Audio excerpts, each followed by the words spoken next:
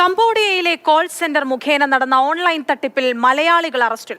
ഇൻസ്റ്റഗ്രാമിലൂടെ പരിചയപ്പെട്ട് സൗഹൃദം സ്ഥാപിച്ച ശേഷം ഓഹരി വിപണിയിൽ നിക്ഷേപം നടത്താൻ പ്രേരിപ്പിക്കുന്നതാണ് തട്ടിപ്പിന്റെ രീതി.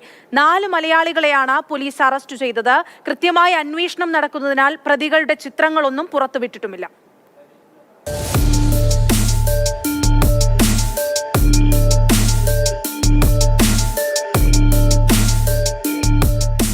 ആദ്യം ഇൻസ്റ്റഗ്രാമിലൂടെ പരിചയം സ്ഥാപിക്കും.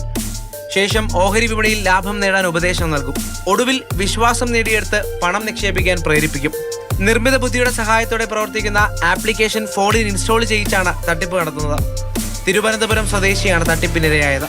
പരാതിക്കാരനും പ്രതികളും തമ്മിലുള്ള വാട്സപ്പ് ചാറ്റുകൾ പരിശോധിച്ചപ്പോഴാണ് കുറ്റകൃത്യം ആസൂത്രണം ചെയ്ത് നടപ്പിലാക്കിയത് ഇന്ത്യക്ക് പുറത്താണെന്ന് കണ്ടെത്തിയത്. 2 കോടി രൂപയാണ് പ്രതികൾ കവർന്നത്. കോട്ടയം നല്ലളം സ്വദേശിയായ സാദിഖ്, ഇടുക്കി സ്വദേശി ഷെഫീഖ്, കോട്ടയം വടകര സ്വദേശിയായ സാദിഖ്, തൃശൂർ സ്വദേശി നന്ദുകൃഷ്ണ എന്നിവരാണ് അറസ്റ്റിലായത്. തിരുവനന്തപുരം സിറ്റി പോലീസിന്റെ പ്രത്യേക അന്വേഷണ സംഘമാണ് പ്രതികളെ പിടികൂടിയത്. കംബോഡിയയിലെ കോൾ സെന്ററിലൂടെ കുറ്റകൃത്യം ആസൂത്രണം ചെയ്ത് നടപ്പിലാക്കുന്ന മലപ്പുറം പാപ്പന്നൂർ സ്വദേശി മനുവിന്റെ പ്രധാന സഹായിയാണ് അറസ്റ്റിലായ സാദിഖ് എന്ന് പോലീസ് അറിയിച്ചു. കേസിൽ പോലീസ് കൂടുതൽ അന്വേഷണം നടത്തും.